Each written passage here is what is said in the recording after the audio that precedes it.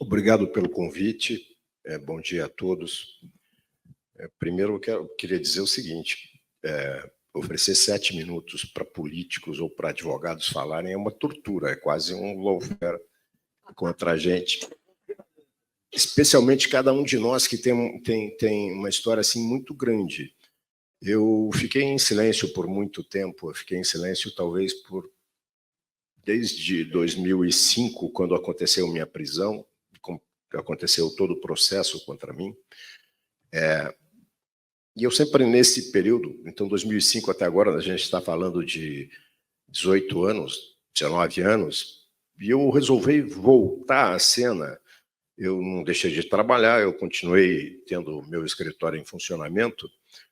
Após a prisão, eu fiquei 2 anos preso, eu passei por toda espécie de tortura, não sei se vale a pena entrar nisso, é a parte talvez que mais gere curiosidade, o tipo de prisão, o tipo de condução que faziam em relação a mim, ficar em troca de presídios. Eu contei numa entrevista um episódio que eles tinham, isso foi feito, eu fui preso pelo pessoal da Lava Jato, era o Sérgio Moro, Deltan Dallagnol, Carlos Fernando, mesma equipe que montou a Lava Jato. Então, o que gera curiosidade é muito isso, como eu andava no camburão, o que faziam com a minha família, o tipo de... Mas isso levaria 40 minutos para eu contar. Mas eu acho que o contexto mais importante, eu acho que o doutor Elias falou aqui algo interessante, que eu vou pedir o direito de discordar da sua palavra, quando você disse que o GAECO foi desmoralizado. Não foi. Desmoralizado foi você. Porque, em verdade, a gente vê... porque o GAECO continua repetindo as atitudes, as práticas que cometem. Mas essa questão, eu vou tentar trazer aqui um ponto e trazer mais um exemplo de vida. O Agnello, governador, que a gente tem muito respeito, um dia foi à minha casa pedindo ajuda, porque, como advogado, eu sou um advogado de tribunais superiores, ele tinha um julgamento nas proximidades e ele não tinha dinheiro para pagar nenhum advogado. Então, esse processo da perseguição judicial, eu atendi, me penalizei, tentei ajudá-lo, assim como vários amigos ajudam o Agnello, porque acreditam na violência que foi perpetrada contra ele. Então, são exemplos assim de convivência, porque quando eu saio de lá, eu passo a atender muita gente de forma pro bono. A gente atende, mas eu acho que o lawfare ele se potencializou a partir do mensalão. E essa visão é que eu quero trazer. Eu vivi como advogado o lawfare de natureza econômica, porque fui eu que fiz a liquidação do Banco Bamerindos. Eu fui advogado do Zé Eduardo Vieira, que era dono do Banco Bamerindos, eu que fiz. Então, a perseguição que foi feita, judicial, em relação ao Zé Eduardo Vieira, tinha um viés político. Porque ele, como banqueiro, senador à época, presidente no partido político, ele comprou a rede CNT de televisão, tira da Rede Globo a Marília Gabriela, tira a Libertadores de América e tira o Galvão Bueno, que era o astro da Rede Globo, e leva para a rede de TV que era dele, que era banqueiro. Então, ele era dono do Bamerindos, de uma rede de televisão, senador da República, presidente de um partido e ministro do Fernando Henrique. Se montou um aparato judicial, eu era advogado que estava do lado de cá, defendendo o Zé Eduardo e os controladores do banco, e que simplesmente retiraram o Banco Bamerindos. Né? Nosso campo não gosta muito de banqueiro, mas eu, como advogado, defendo todo mundo. Mas se montou um aparato em que se tirou um banco nacional, um banco brasileiro, genuinamente de uma família brasileira, né? E se entregou para um banco inglês, que é o HSBC. Então, a luta que eu tive do lado de cá, então foi o primeiro enfrentamento, o maior enfrentamento de repercussão que teve do meu escritório foi isso. E E isso aconteceu em 1998, 97 que aconteceu, e a partir de 98 foi uma série de perseguições, inclusive ele tendo sido processado pelo próprio Sérgio Moro. Eu, como advogado, enfrentei o Sérgio Moro tentando criminalizar o Zé Eduardo Vieira. É uma história que também dá um livro, que 7 minutos são insuficientes para a gente contar, né? E aí, a perseguição em relação a mim, eu vou contar um pouquinho, alguns já viram em entrevistas que eu dei, a perseguição aconteceu quando o presidente Lula me nomeou conselheiro de Itaipu. Eu sempre atuei na área privada, mas o presidente me convidou a ser conselheiro de Itaipu. Eu cheguei a presidir o Conselho de Itaipu por um tempo. E o Zé Dirceu, em determinado momento, me convida para ocupar uma cadeira no Conselho da Petrobras também. E começou, a partir do momento que eu venho para uma atuação pública, participar de uma atuação pública, os jornais começaram a questionar a minha atuação. Eu tinha 43 anos à época, hoje eu tenho 61, e não havia nenhuma acusação, nunca houve nada em relação a mim, não havia briga de vizinho, não havia nada, né? E a partir daquele momento começou a se divulgar muito da minha ligação com o Zé Dirceu. Eu sou amigo do Zé Dirceu, mas eu não tinha nenhuma ligação de interesses políticos, nada que fosse ilegítimo, vamos dizer assim. No dia, eu acho que em novembro, não lembro que dia, sai eu acordo 6 horas da manhã com policiais na minha casa. Eu tinha filhos pequenos. O delegado até foi gentil, porque eu pedi que os meus filhos se retirassem para não vir a quantidade de homens armados. Era uma operação cujo nome eu não lembro, mas foi empreendido 300 homens para desenvolver a operação. Naquele dia, eles invadiram a minha casa em Curitiba, onde eu estava, o meu escritório de Curitiba, a casa da minha filha, a casa da minha ex-mulher, a casa do meu sogro, aí o meu escritório em São Paulo, meu apartamento em São Paulo, minha casa em Brasília, meu escritório aqui. E para isso, e para prender a quadrilha de um único homem, usaram 300 policiais, fortemente armados. Fui preso, enfim, fiquei 2 anos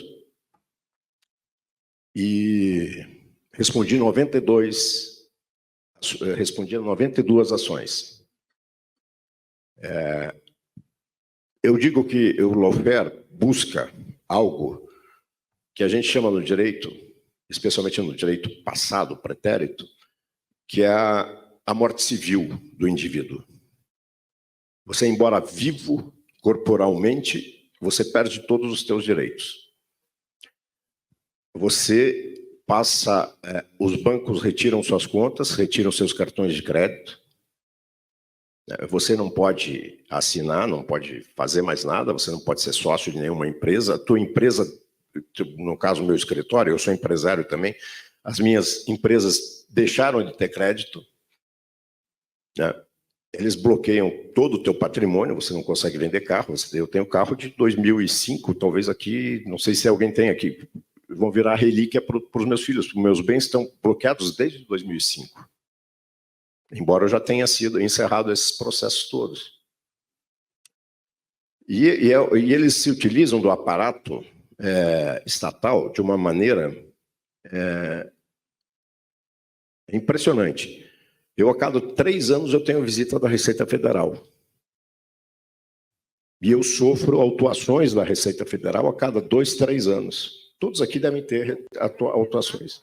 Hein? Já? Bom, então essa questão é a seguinte, eu acho que o lawfare não existe sem a participação da imprensa. Né? Eu fui advogado de alguns casos do Mensalão. Por sorte, nos meus 3 casos, eu tive a felicidade de apenas ele perdeu os direitos políticos, era um deputado federal. ficou doente. Na perseguição, o juiz tinha...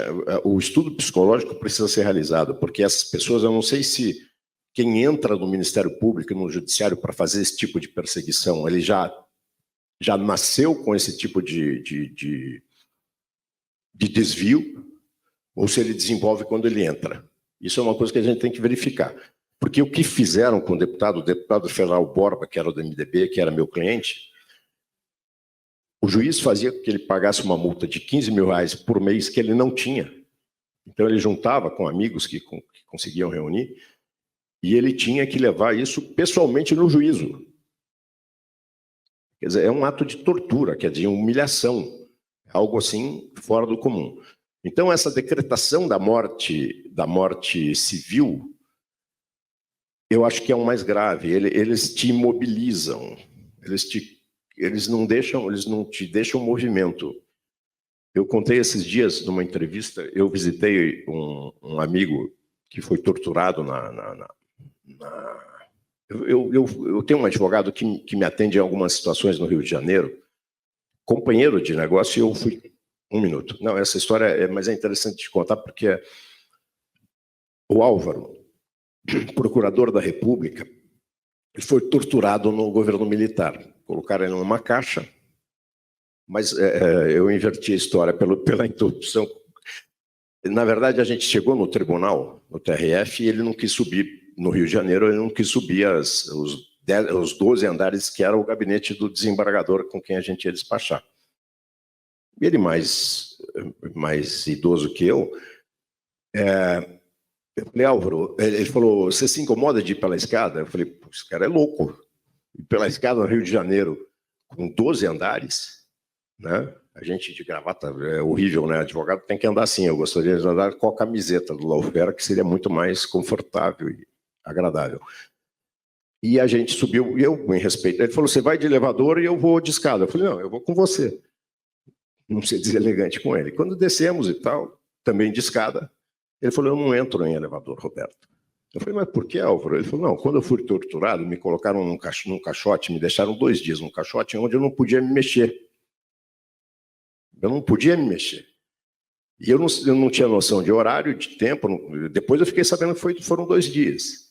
Então eu fiquei preso naquele ambiente. Então, eu acho que toda pessoa que sofre o lawfare sofre que nem esse meu Álvaro, advogado, procurador lá do Rio de Janeiro. Eles colocam a gente num caixote e a gente não tem por onde se mexer. A gente não tem com quem reclamar, porque quem reclama, e eles imputam algo que ninguém fala e que eu digo que é o seguinte, todos nós aqui que temos uma história, imputaram na gente, é como se tivessem feito uma tatuagem, isso não se apaga jamais. Só para concluir que isso é muito importante. Imputaram algo que aqui no direito não existe, mas é a imputação da dúvida. Nunca mais sempre haverá alguém que fala, o Agnello não foi um bom governador, porque ele fez todas as mentiras. Então, a imputação da dúvida é algo que você não apaga jamais. É terrível. Então, amigos meus acham ainda hoje que eu era um torturador, que é uma das acusações que fizeram a mim. Então, é muito grave, é algo permanente, é algo que a gente não se livra, é o caixote do meu amigo, né? Por sorte, algumas pessoas conseguem voltar ao elevador. Eu sou um deles. Eu o enfrento, apesar do julgamento ontem do Sérgio Moro, dá um sinal, eu acho isso terrível para a nossa luta contra o lawfare, porque os juízes vão se sentir estimulados a repetir esse tipo de ação, porque ele vai entrar para a política e não vai acontecer nada comigo, né? Então, agradeço a paciência de vocês, peço por gentileza para a organização que nos ofereça um pouquinho mais, porque isso também, os 7 minutos são um caixote muito difícil da gente sair, viu? Eu concordo, você fez uma excelente, tanto que eu acho que eu sou a mediadora mais tolerante aqui, vão puxar a minha orelha, porque eu estou deixando vocês falarem, porque eu estou gostando do que vocês falam.